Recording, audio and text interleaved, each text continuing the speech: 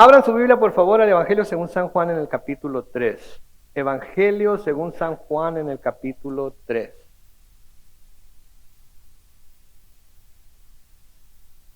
Ahí es en donde vamos a seguir nuestro estudio, capítulo por capítulo, verso por verso, en esta mañana. El Evangelio según San Juan en el capítulo 3.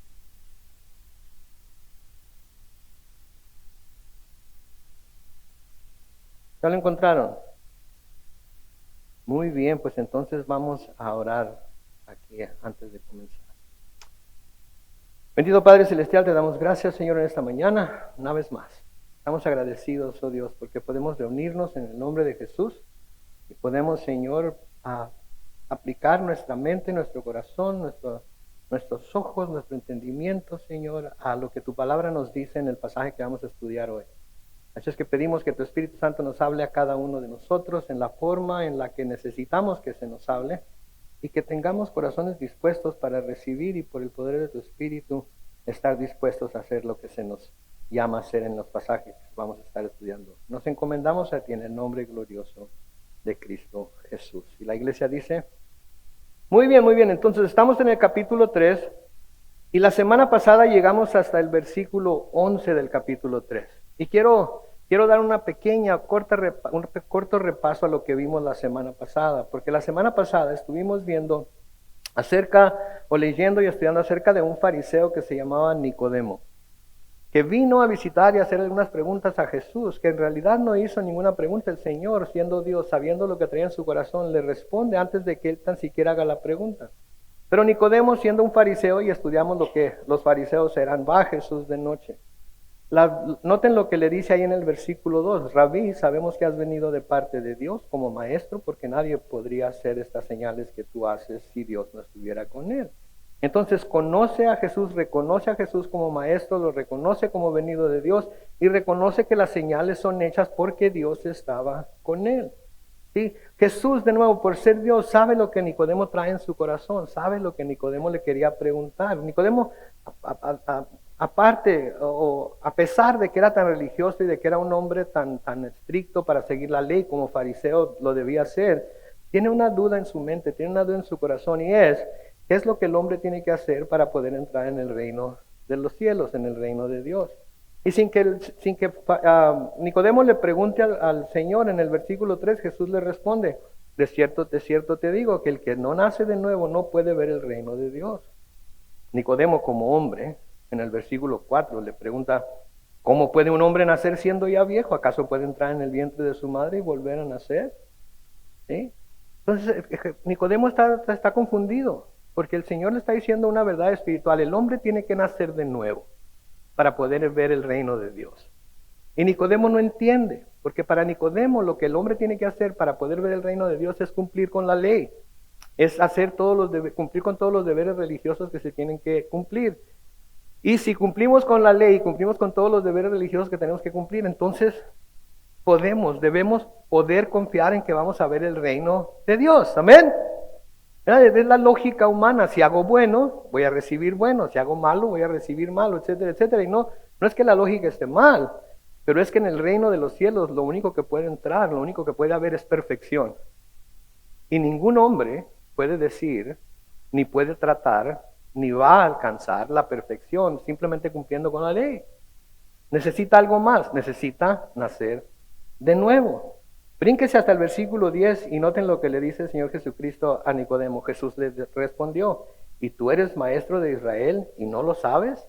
¿No sabes cómo es que esto debe llevarse a cabo? ¿No sabes cómo es que esto debe de suceder para que puedas estar seguro de que vas a ver el reino de los cielos, el reino de Dios? Versículo 11 le dice, de cierto te digo, que hablamos de lo que sabemos y damos testimonio de lo que hemos visto, pero ustedes no aceptan nuestro testimonio. Noten, ustedes, no está hablando aquí nada más a Nicodemo, está hablando de toda la gente que de alguna manera ha escuchado ya el mensaje, que de alguna manera ha visto las obras de Jesús, pero no han podido todavía aceptar que Él es quien dice ser, que es el Hijo de Dios. Hoy seguimos esta conversación de entre Nicodemo y Jesús en el versículo 12, y noten lo que Jesús le dice a Nicodemo aquí. Si les he hablado, de nuevo noten que hablo en plural, porque ha hablado a más gente que Nicodemo, pero Nicodemo es el que está ahí ahorita. Si les he hablado de cosas terrenales y no creen, ¿cómo creerán si les hablo de las cosas celestiales? Noten que no dice aquí, les hablo de las cosas terrenales y no las entienden. Dice, no creen. ¿Se dan cuenta de eso? No dijo, no las entienden, dijo, no creen. Si no creen en estas cosas que les estoy tratando de explicar con términos humanos, como lo que es el segundo nacimiento, o sea, el nacimiento en el espíritu, y la forma en la que éste se manifiesta en las personas, de la misma manera en la que el viento se manifiesta sobre los árboles y se ve el movimiento de las hojas y todo, pero no se ve ni a dónde va ni de dónde viene. Si no entienden que ese es el mismo tipo de nacimiento del que yo estoy hablando, de que el Espíritu Santo es el efecto que va a tener sobre las personas que nacen de nuevo. Entonces, ¿cómo van a creer? De nuevo, noten que no dice cómo van a entender. ¿Cómo van a creer cuando les hable de las cosas más profundas del plan celestial?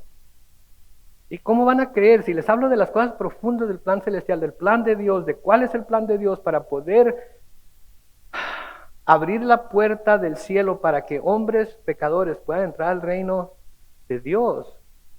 ¿Cómo van a entenderlo? ¿Cómo lo van a recibir? Mis hermanos, aquí hay una verdad muy, muy cierta y hay una verdad que debemos aprender todos, especialmente los que somos muy celosos de nuestra religión, de nuestro cristianismo, porque sabemos quiénes somos muy celosos de nuestra religión y de nuestro cristianismo, ¿sí? Lo defendemos a capa y espada.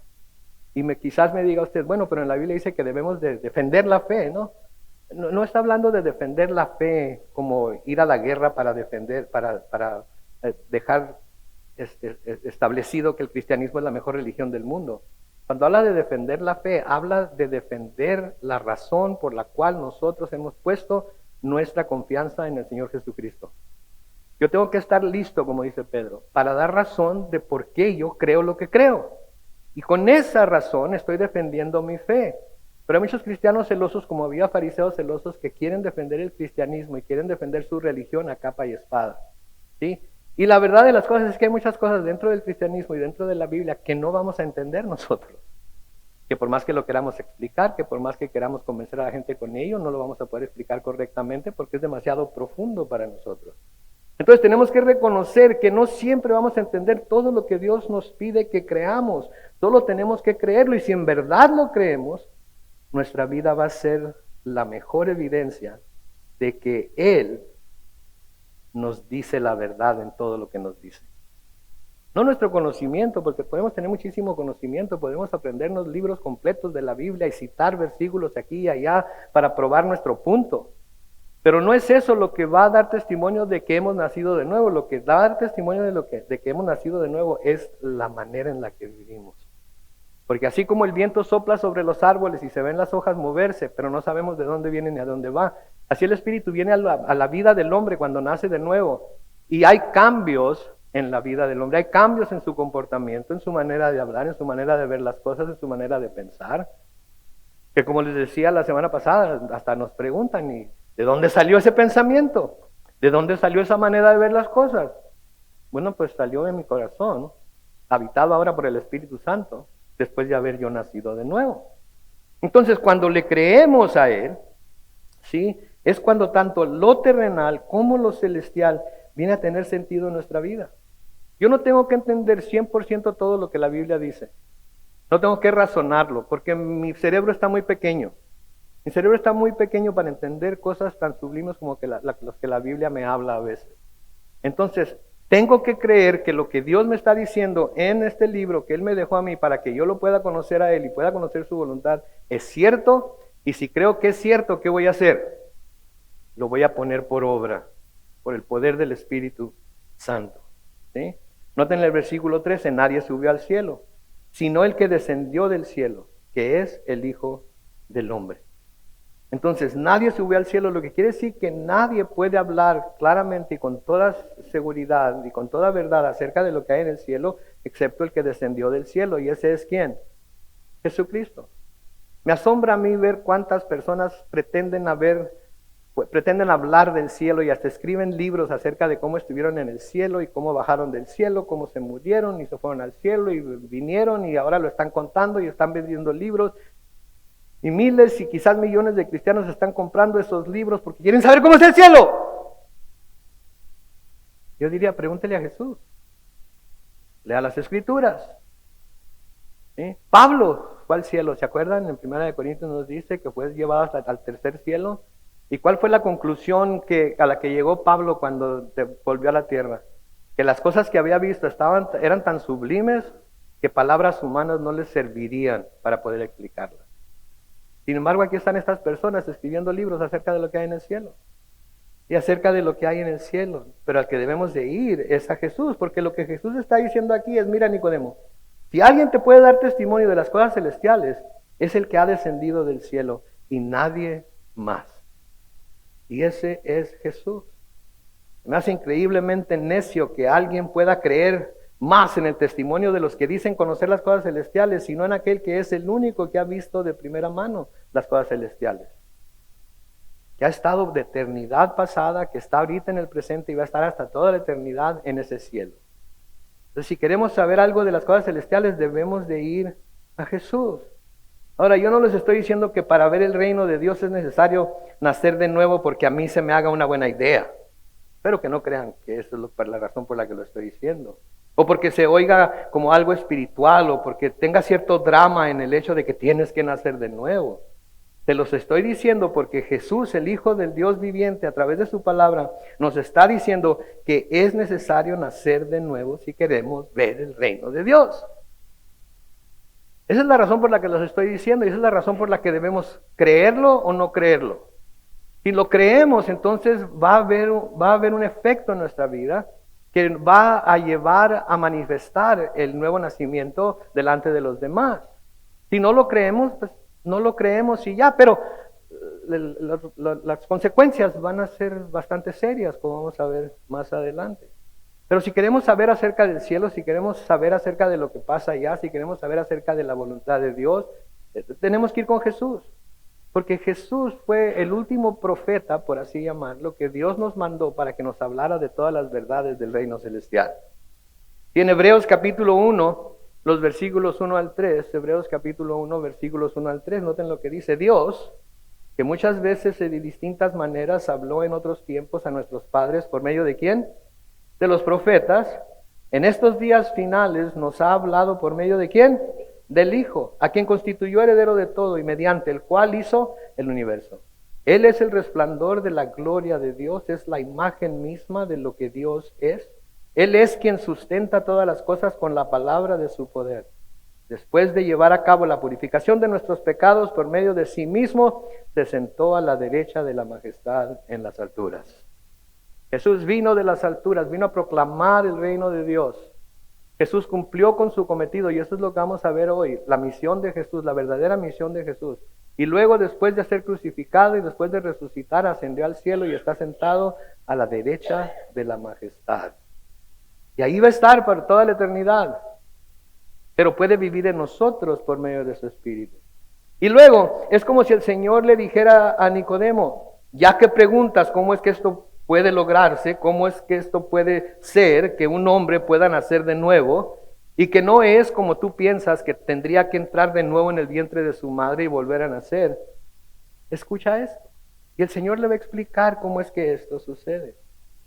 Noten el versículo 14, y primero no se va a relacionar muy bien con lo que estamos hablando, pero al final lo vamos a poder relacionar lo uno con lo otro. Noten lo que le dice el Señor en el versículo 14, y así como Moisés levantó la serpiente en el desierto, así también es necesario que el Hijo del Hombre sea levantado, para que todo aquel que en él cree no se pierda, sino tenga vida eterna. Pues preguntamos, ¿qué tiene que ver esto con el nuevo nacimiento? ¿Qué tiene que ver esto con el nuevo nacimiento? ¿Qué tiene que ver esa serpiente? ¿Qué tiene que ver que el Hijo del Hombre sea levantado? Bueno, pues tenemos que ver qué fue lo que sucedió y la razón por la que esa serpiente fue levantada por Moisés. Jesús está hablando aquí de algo que sucedió cuando los hijos de Israel habían salido de la tierra de Egipto e iban hacia la tierra prometida. Estoy seguro que muchos de ustedes conocen la historia. Si la quieren seguir, no vamos a poner en la pantalla, pero si la quieren seguir está en Números capítulo 21.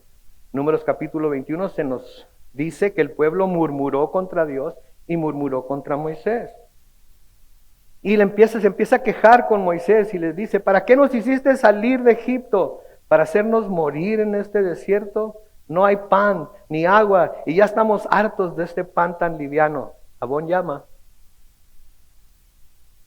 ¿Saben cuál era el pan tan liviano del que estaba quejando aquí? Se estaban quejando del maná que Dios diariamente hacía llover del cielo para que pudieran alimentarse. Y estaban hartos de él. Estaban hartos de él. Imagínense ustedes que están recibiendo pan del cielo todos los días en la mañana para alimentarse. Un pan angelical. Vamos a decir que es donas glaciadas.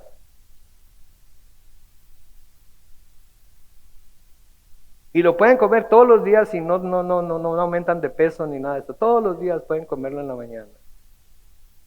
¿Cuántos dirían ya no queremos? No sé, pero el Señor les estaba mandando pan del cielo y estaban hastiados de ellos, ya no querían más. Entonces el Señor, porque ellos se quejaron, el Señor mandó serpientes venenosas entre el pueblo para que los mordieran. Y muchos de los miembros del pueblo, muchos de los israelitas, murieron por ello. Murieron por ello. Se quejaron contra Dios, se quejaron contra Moisés. Dios les manda estas serpientes los muerden y ellos mueren. Cuando empiezan a morir, el pueblo va a ver a Moisés y el pueblo le dice, reconoce su pecado, reconoce que lo que habían hecho al quejarse contra Dios no estaba bien. Y le dijeron, hemos pecado al murmurar contra el Señor y contra ti. Y luego le piden, ruégale al Señor que nos quite estas serpientes. Y Moisés oró, o sea, intercedió por el pueblo. Entonces, la gente está muriendo, las serpientes los están picando, se están muriendo. Van con Moisés, se arrepienten de haberse quejado contra Dios y contra Moisés. Y le dicen, pídele a Dios que nos salve de estas serpientes. Que nos quite estas serpientes. Y Moisés hizo lo que hoy se nos hizo un llamado para hacer nosotros también. Oró por el pueblo. Y el Señor le da instrucciones a Moisés y le dice, haz una serpiente como estas, una réplica de las serpientes que estaban picando al pueblo, y ponla en una asta. Y todo el que sea mordido y la mire, vivirá. Entonces le dice, haz una serpiente. Y ponla en una asta y levántala. Y todo aquel que se ha mordido por las serpientes, que se vuelva a verla, a ver esa serpiente, que levante su vista a esa serpiente, ¿sí? Y la mire, vivirá. Moisés hizo una serpiente de bronce, una réplica de estas serpientes, y la puso sobre esa asta. Y cuando alguna persona era mordida por alguna de estas serpientes, si miraba la serpiente de bronce, seguía con vida y no moría. Este es lo que se llama una tipología, un tipo de. Está ilustrando algo.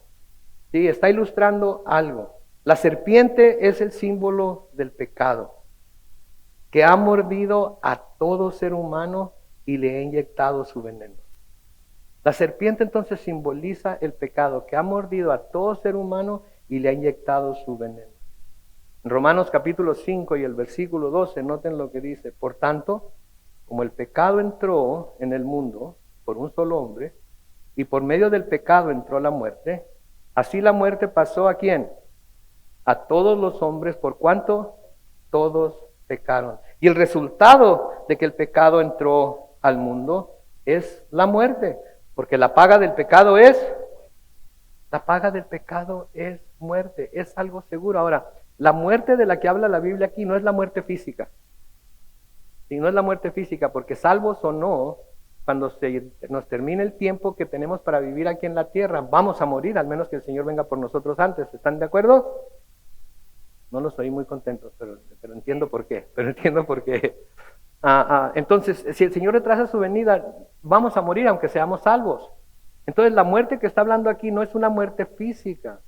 La muerte de la cual habla la Biblia es una separación permanente de la presencia de Dios. Es no poder estar en la presencia de Dios por toda la eternidad. Eso es lo que es verdaderamente la muerte en la Biblia. ¿Sí? No poder estar jamás en la presencia de Dios. No quiere decir que Dios no está en todo lugar, pero quiere decir que no se goza físicamente, no se goza espiritualmente de la presencia de Dios por toda la eternidad. Y eso es verdaderamente la muerte. Entonces, de la misma manera en la que Moisés levantó la serpiente, que era símbolo del pecado, así Jesucristo fue levantado sobre la cruz, con el pecado del mundo puesto sobre sí mismo. Y todo el que ha sido mordido por el pecado, que es ¿quién? Todo ser humano, solo tiene que volverse hacia Cristo y vivirá. Solo tiene que volverse hacia Cristo y vivirá. Y ese es el tipo de imagen que tenemos aquí. Y entonces hay que nacer de nuevo. ¿Por qué? Porque el pecado entró en el mundo y por medio del pecado entró ¿qué? Lo que quiere decir que todos estamos sin Cristo, todos estamos muertos. Miren lo que Pablo les dice a los efesios y a nosotros por medio de la carta que les escribió a ellos en Efesios capítulo 2, los versículos 4 al 6. Noten, pero Dios, cuya misericordia es abundante por el gran amor con que nos amó, nos dio vida juntamente con Cristo, aun cuando estábamos, ¿qué? Muertos en nuestros pecados. La gracia de Dios nos ha salvado. Y también junto con Él nos resucitó y asimismo nos sentó al lado de Cristo Jesús en los lugares celestiales. ¿Cuántos de nosotros están? Y mejor no pregunto así. A ver. No, sí lo voy a preguntar. Una prueba. ¿Cuántos de nosotros estamos muertos aquí hoy? Si somos creyentes, ninguno de nosotros está muerto, ni morirá jamás, como dice el Señor Jesucristo en Juan 11. Si creemos, el que cree en Él, aunque muerto, vivirá. Entonces, los que creemos, ninguno estamos muertos. Pero los que no creen, están muertos ya. Aunque no crean, están muertos. Existen, tienen vida física, pero no tienen la nueva vida que solamente el Señor Jesucristo nos puede dar. Entonces, por el amor con que nos amó, nos dio vida junto con Cristo, aun cuando estábamos muertos en nuestros pecados. Y noten el versículo 6 de nuevo. Y también junto con Él nos resucitó y asimismo nos sentó al lado de Cristo Jesús en los lugares celestiales. Noten, nos resucitó, ya hemos resucitado de la muerte en la que nos encontrábamos antes. Y aunque todavía la obra no está terminada, el Señor ya nos ve sentados en los lugares celestiales con Él. ¿Por qué? Porque creemos en lo que Él nos dice que debemos de creer. Porque hacemos lo que Él nos dice que debemos hacer. Porque caminamos por fe de la mano de Él y confiamos en que todo lo que Él nos ha dicho que se va a llevar a cabo, se va a llevar a cabo. Entonces, así como Dios le dio a los hijos de Israel el antídoto para la mordedura de la serpiente, cuando alguna serpiente mordía a alguien, si miraba a la serpiente de bronce seguía con vida. Así también ha dado a la humanidad el antídoto para la mordedura del pecado, que es ¿qué? Volverse a Jesucristo. Ver al Cristo levantado, imaginarse al Cristo levantado, volver nuestra vista a Él.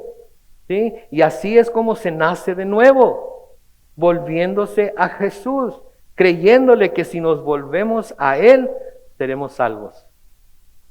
Estábamos muertos y Él nos resucitó. Nacimos de nuevo. ¿Sí? Hemos nacido de nuevo. Tenemos el Espíritu de Dios en nosotros. Tenemos una nueva vida, una nueva naturaleza. Y esa naturaleza y esa nueva vida se manifiesta en la forma en la que ahora vivimos para Él, en Él y por Él. ¿Y por qué es que les dio a ellos y nos da a nosotros ese antídoto? ¿Porque lo merecían? ¿O porque lo merecemos? No, ellos no merecían que les diera el antídoto. Por haberse quejado, merecían que permitiera que la serpiente los picara a todos y todos se murieran. ¿Sí? El Señor no tenía ninguna razón, no tenía ninguna obligación de darnos a nosotros el antídoto tampoco. Porque no lo merecíamos, no lo merecemos. ¿Sí? No había una razón que Él pudiera decir, tengo que dárselos porque son buenas gentes, porque en el fondo, muy en el fondo, hay algo de bien en ellos. Que es una de las mentiras más grandes que el diablo ha dado a la humanidad para que no crean que necesitan al Salvador. En el fondo, nunca han oído, en el fondo yo sé que eres bueno. Yo sé que muy dentro de ti. Por allá en el dedo meñique del pie, tienes algo de bueno.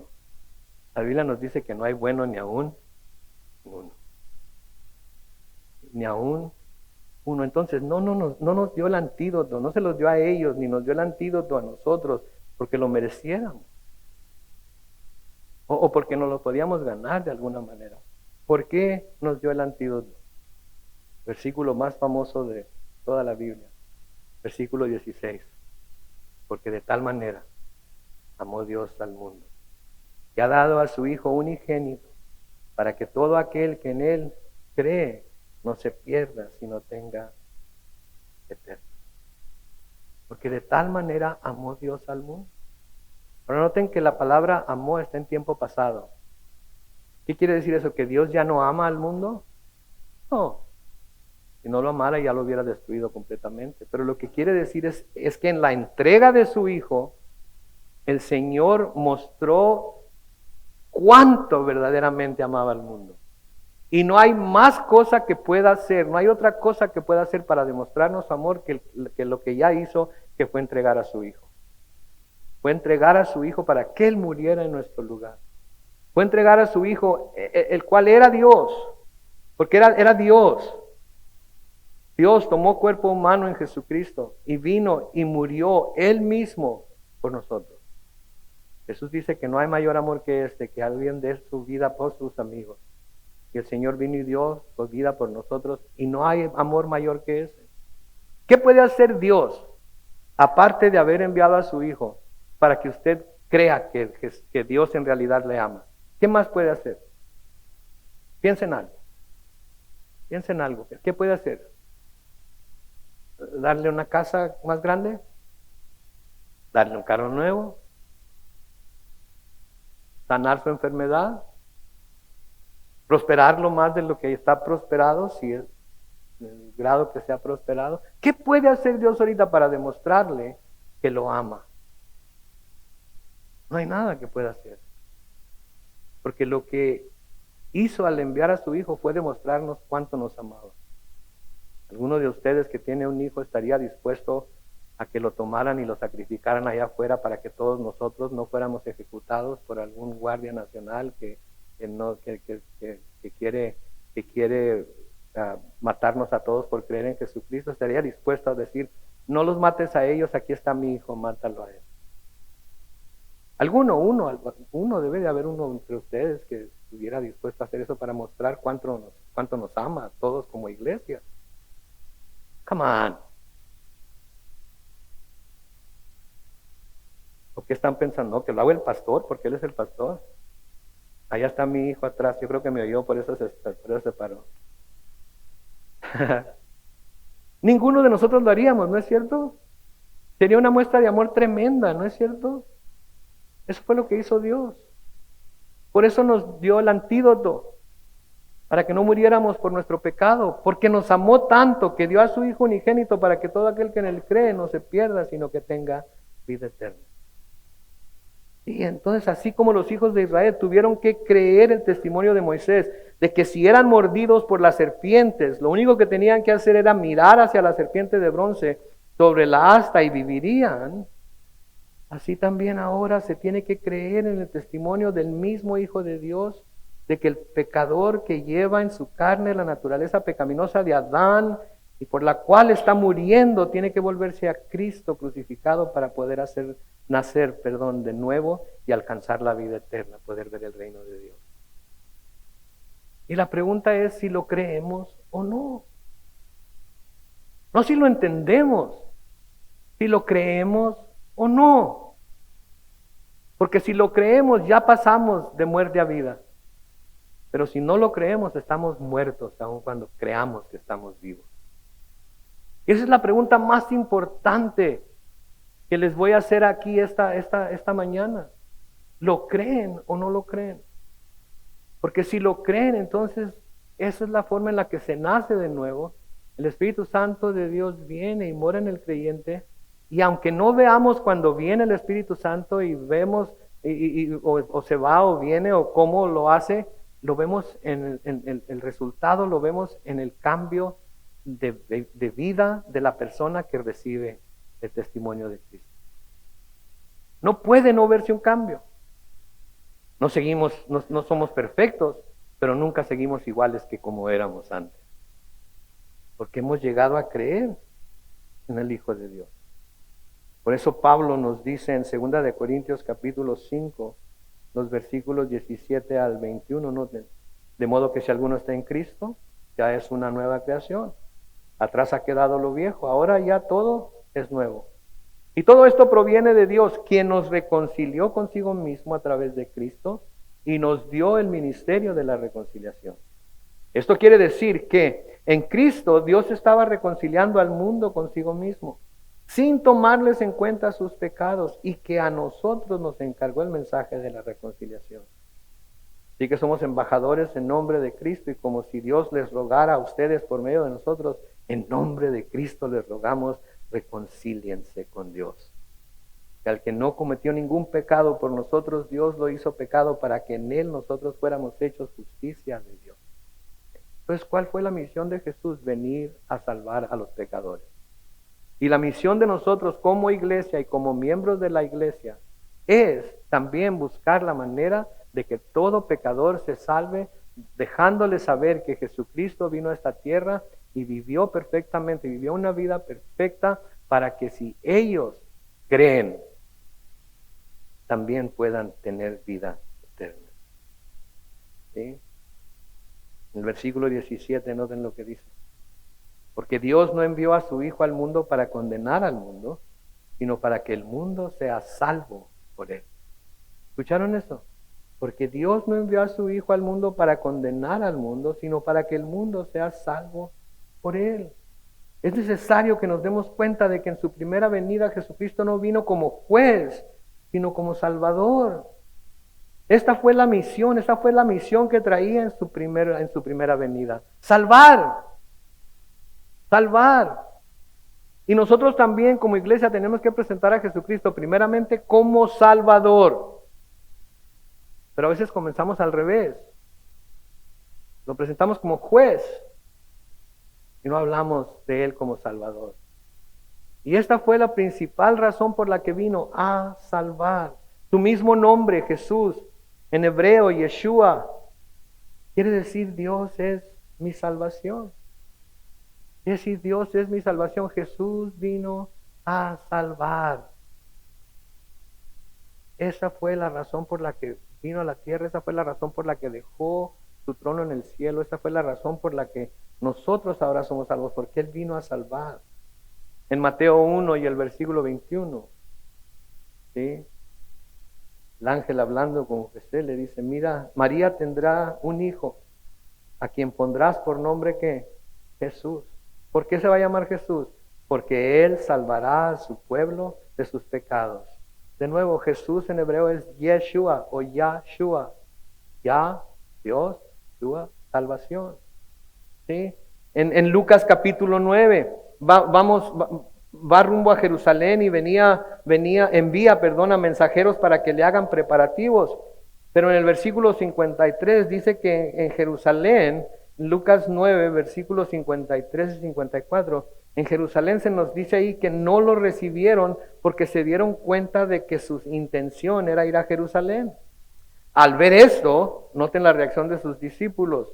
Sus discípulos, Jacobo y Juan, dijeron, Señor, ¿quieres que mandemos que caiga fuego del cielo como lo hizo Elías para que los destruya? Entonces el Señor va hacia Jerusalén. El Señor manda a Jacobo y a Juan por adelante para que le preparen el camino. Y van anunciando, viene Jesús de Nazaret, viene predicando, viene haciendo milagros, y no lo quisieron recibir. Corren de regreso con Jesús y le dicen, Señor, no te quieren recibir. ¿Qué hacemos? ¿Oramos para que caiga fuego del cielo y los consuma a todos? A veces como cristianos así somos, ¿sabes? Como, no nos quieren oír y estamos listos para sacar la espada y tasajear a medio mundo, ¿no es cierto? Primero les queremos aconsejar, les queremos decir, mira, deberías de hacer esto, no deberías de ser acá, no deberías de ser allá, etcétera, etcétera, pero luego nos enfadan y, ¿no quieres? Pues entonces Dios te va a mandar al infierno. Entonces va a ser condenado con todos los... Y empezamos a juzgar y a tasajear gente y a Señor, ¿qué no estás viendo? Haz que llueva fuego del cielo sobre... ¿En serio? ¿sí? Entonces, ¿quieres que mandemos que caiga fuego del cielo como hizo Elías para que los destruya? En Lucas 9, 55 y 56, noten lo que dice. Pero Jesús se volvió y ¿qué hizo? Los reprendió y les dijo, ustedes no saben de qué espíritu son, porque el Hijo del Hombre no ha venido a quitarle la vida a nadie, sino a salvársela, y se fueron a otra aldea. Ahí está el plan, ahí está el mapa para nosotros. Hablamos con alguien, no nos recibe, Dios te bendiga, voy a estar orando por ti, los dejo en paz, la dejo en paz y me voy con el que sigue. Y ya. Porque estoy predicando a un Jesús que vino a salvar. Estoy predicando a un Jesús que trae salvación. ¿Sí? Estoy predicando a un Jesús que según Lucas 19:10 dice, el Hijo del Hombre vino ¿a qué? A buscar y a salvar lo que se había perdido. A eso es a lo que vino en su primera venida, a buscar y a salvar lo que se había perdido. ¿Quiénes de nosotros estábamos perdidos antes de llegar a Jesús? ¿Quiénes de nosotros necesitábamos salvación antes de venir a Jesús? Curioso, ¿no? Como cuánta gente dice, es que yo andaba buscando algo y encontré a Jesús. La verdad de las cosas es que no andabas buscando nada. Jesús estábamos bien, como dice Pablo, para que cuando menos a tientas se encuentren al Dios vivo. Fue su misericordia. Nosotros andábamos, nos valía, andábamos haciendo lo que nosotros queríamos hacer y el Señor, aquí estoy, poniéndose enfrente de nosotros y nosotros sacándole la vuelta. Hasta que finalmente Él nos encontró a nosotros y nos salvó. Primera de Juan, capítulo 4, los versículos 14 y 15, dice, nosotros hemos visto y damos testimonio de que el Padre ha enviado al Hijo, ¿el qué? El Salvador del mundo. Todo aquel que confiese que Jesús es el Hijo de Dios, permanece en Dios y Dios en Él. Entonces, ¿cómo nacemos de nuevo? Nacemos de nuevo volviéndonos a Jesucristo. Reconociendo que la serpiente del pecado nos ha picado, nos ha mordido, que nos ha inyectado con el veneno del pecado y que necesitamos un antídoto para ese veneno. Y el antídoto es Jesucristo. Antes de Cristo estábamos muertos en nuestras transgresiones y pecados. Pero cuando venimos a Cristo, Él nos resucita y nos da nueva vida, nos da el nuevo nacimiento. No es una experiencia mística, no es una experiencia espiritual, no es una experiencia en la que flotamos. No, es algo que Dios, no sabemos ni cómo. ¿Se acuerdan cuando vinieron a Jesús? Hicieron la oración, recibieron su perdón. No supieron qué había pasado, no supieron qué había hecho el Señor, pero algo había diferente en nosotros, ¿no es cierto? Estábamos viendo las cosas como nunca las habíamos visto antes. Estábamos reconociendo lo espiritual y estábamos comparándolo con lo espiritual sin que antes hubiéramos tenido ningún entendimiento de las cosas espirituales. Conforme vamos creciendo en el conocimiento de Dios, en el conocimiento de su palabra, vamos también creciendo en ese nuevo nacimiento, en esa nueva vida. Y el Señor nos está perfeccionando cada día más y más y más y más y más. ¿Sí? Pero nos tenemos que mantener a un lado de Él, porque si Él nos dio un nuevo nacimiento, Él es el que nos va a ayudar a crecer también. ¿Ok? Pero ahora viene el otro lado de la moneda, porque la Biblia también nos dice que va a llegar el día, no ha llegado todavía, pero va a llegar el día en el cual Jesús será juez de toda la humanidad. Y como juez justo, tendrá no solo la habilidad, sino la responsabilidad de condenar a todos los culpables. Ahora, los que estamos aquí que somos cristianos sabemos que no vamos a ser condenados. ¿Por qué? Porque no hay condenación para los que estamos en Cristo Jesús. Pero para los que no están en Cristo Jesús, sí va a haber condenación. Y esto no lo decimos para que la gente se asuste y crea por miedo. Lo decimos porque es la verdad y no estaríamos mostrando amor al pecador si no les decimos lo que le espera, si no reciben, si no creen en Jesús. Si no les decimos lo que les espera, si no creen en Jesús, es señal de que no los amamos. Porque sabemos a dónde van a ir, ¿verdad? Y entonces nos tenemos que hacer la pregunta, ¿me importa que esta persona vaya a ese lugar o no? ¿Se fijan? ¿Le importa que esa persona vaya a ese lugar o no? Si usted puede seguir su camino y nunca decirle nada, nunca advertirle del fin que le espera si no cree en Jesús, ¿es una señal de que ama a usted a esa persona? Nada. Pero si a pesar de lo que usted pudiera sufrir por decirle a esa persona que si no cree en el Señor Jesucristo, el lugar a donde va a ir, si usted se lo dice a pesar de lo que pudiera sufrir, a pesar de las consecuencias, etcétera, etcétera, quizás la persona no lo vea como amor, pero nosotros como cristianos lo vemos como amor. Porque estamos haciendo algo que nos va a costar, porque estamos preocupados de que esa persona no se vaya a ir al infierno. De tal manera amó Dios al mundo, que dio a su Hijo unigénito para que todo aquel que en él cree no se pierda, mas tenga vida eterna. ¿Qué tuvo que sufrir Jesús por venir a proclamar el Evangelio? Tuvo que morir. Y estuvo dispuesto a dar su vida. ¿Sí?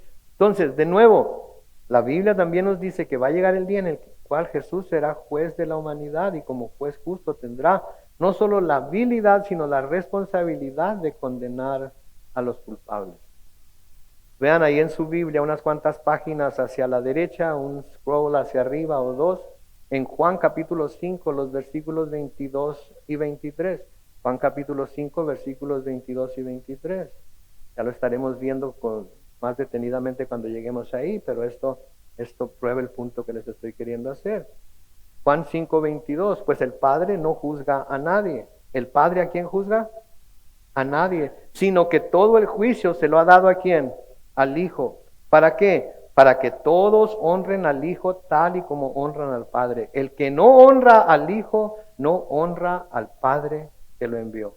Muy importante esto, porque si dicen honrar a Dios, van a honrar al Hijo de la misma manera que honran a Dios. Pero si tienen a Dios, el Padre, como más digno de honra, más digno de alabanza, más digno de gloria, más digno de adoración que al Hijo, entonces no tienen ni al Padre ni al Hijo. Esto es algo que le deben de señalar a los testigos de Jehová. ¿Sí? Porque ellos ponen al Hijo como en segundo lugar y lo hacen un ser creado. De hecho dicen que es el arcángel Miguel. Y el Hijo no es el arcángel Miguel, el Hijo es Dios. Y si vamos a honrar a Dios, tenemos que honrar al Hijo. Y si no honramos al Hijo, entonces no estamos honrando a Dios tampoco. ¿Sí?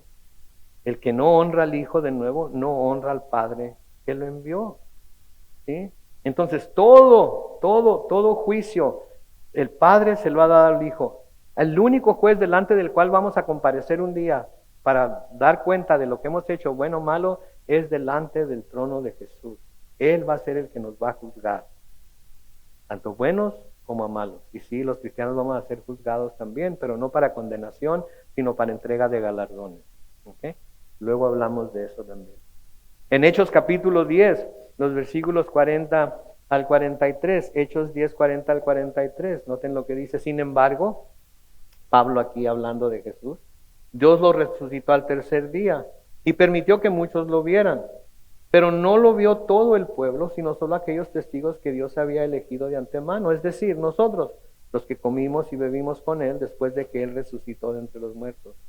Él mismo nos mandó a predicar al pueblo y a dar testimonio de que Dios lo ha nombrado ¿qué?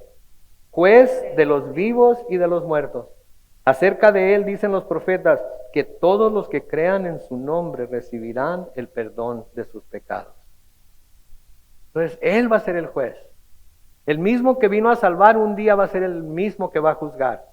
El mismo que vino a ofrecer su vida un día va a ser el que va a pedir la vida de aquellos que no se arrepintieron y se volvieron a Él. ¿Sí? El mismo que amó de tal manera al mundo que dio a su Hijo unigénito, un día va a tener que juzgar a ese mundo que lo rechaza. Pablo predicando en Atenas en lo que se llamaba el Areópago, en Hechos capítulo 17, el versículo 31, noten lo que dice, porque Él, hablando de Dios, ha establecido un día en el que por medio de aquel varón que escogió y que resucitó de los muertos, hablando de Jesús, juzgará ¿a quién? Al mundo con justicia. El Señor ya tiene el día, Él ya tiene escogido ese día por medio del cual Él va a juzgar a todo el mundo por medio de Jesús y lo va a juzgar con justicia. Y sabemos que la justicia de Dios es perfecta. Por eso Pablo está rogándoles a los corintios que se reconcilien con Dios. Por eso también nosotros debemos rogarle a los pecadores que conocemos que no se han vuelto a Dios, que se reconcilien con Dios. ¿Sí? Porque ese es el fin que les espera. No somos nosotros lo que lo estamos diciendo, es la palabra de Dios lo que lo está diciendo y tenemos que tomar una decisión de si lo creemos o no lo creemos, porque todo se trata de creer o no creer. O lo creemos y la respuesta, si la creemos, vamos a vivir nuestra vida de cierta manera. Si no lo creemos, vamos a vivir nuestra vida de cierta manera también. ¿Sí? Y aunque los demás no sepan la vida que estamos viviendo, porque ninguno de nosotros puede saber qué otro tipo de vida estamos viviendo los demás, el que se importa que lo sepa es Dios y Él lo sabe todo. Y de Él ninguno de nosotros nos podemos escapar, nos podemos esconder.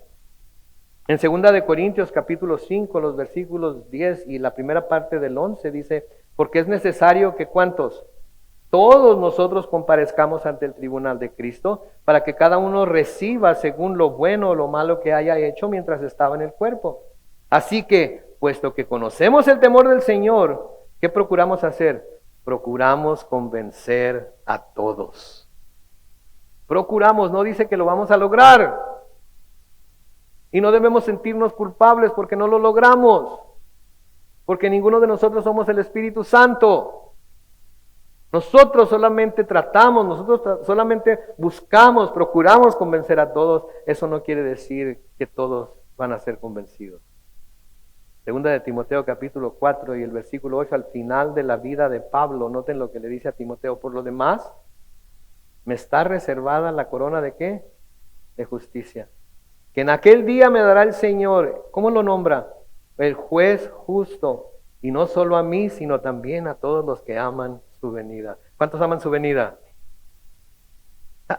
Únicamente el nacido de nuevo, únicamente el que sabe que ha nacido de nuevo porque se dio cuenta del veneno de pecado que tenía en su cuerpo y se volvió hacia la cruz para ver al Cristo crucificado, ¿sí?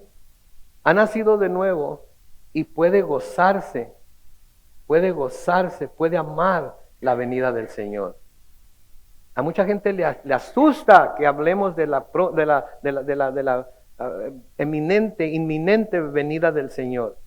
Le asusta decir, puede ser hoy. En su corazón brincan y dicen, no, que no sea hoy.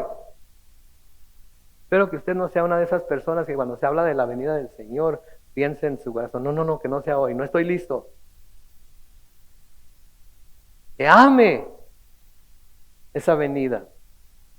Porque cuando venga Él, ¿sí? Nos va a dar la corona de justicia. ¿Y qué vamos a hacer con esas coronas que nos va a dar? Las vamos a tomar y las vamos a poner a sus pies.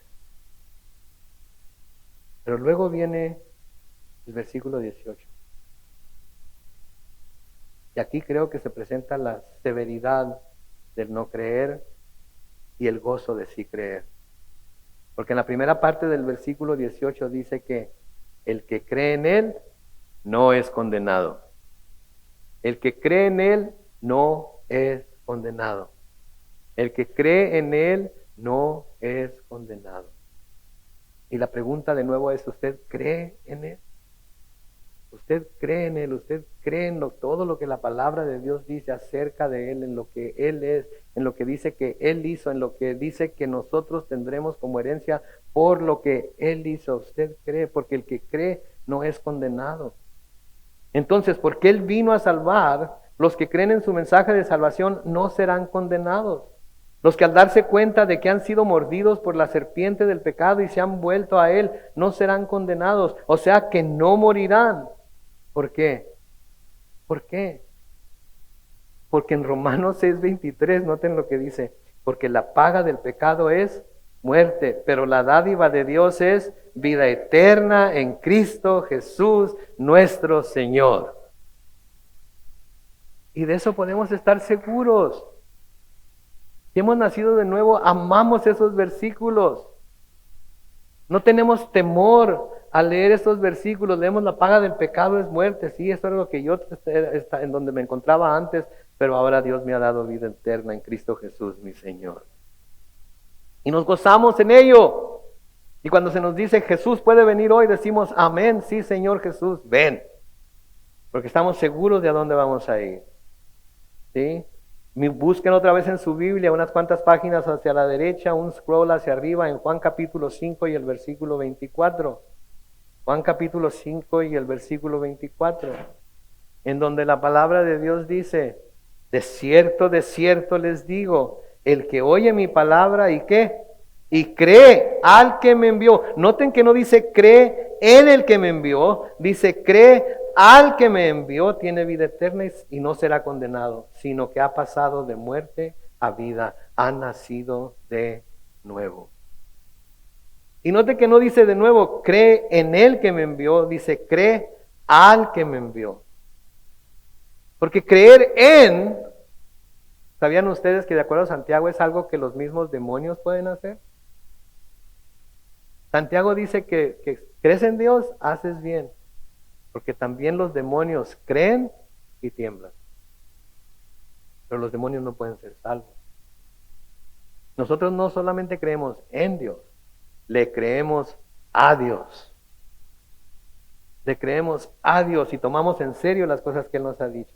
Y esta es la razón por la que es necesario nacer de nuevo, porque sin Cristo no se trata de que un día vayamos a morir y quedar separados de Dios por toda la eternidad. Se trata de que sin Cristo el hombre ya está muerto y separado de Dios. Noten la segunda parte del versículo 18. Pero el que no cree, ¿cuáles son las siguientes 4 palabras? Ya ha sido condenado. El que no cree ya ha sido condenado, porque no ha creído en el nombre del unigénito Hijo de Dios. Entonces, si hay alguien aquí que no cree, ¿cuál es su posición delante de Dios? Está condenado. Lo decimos así bajito, ¿verdad? Para que nadie se ofenda, para que nadie se vaya a sentir mal.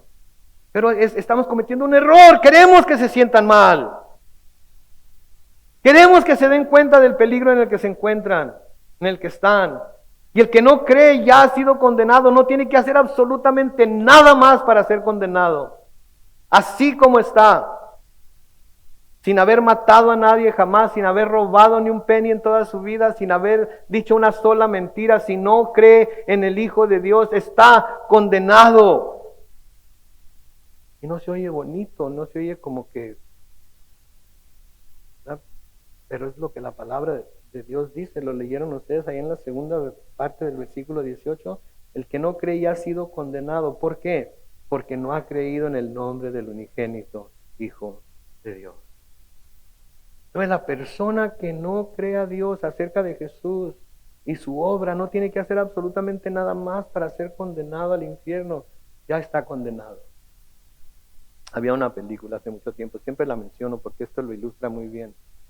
El título de la película era Dead Man Walking. ¿La han escuchado hablar de la película Dead Man Walking?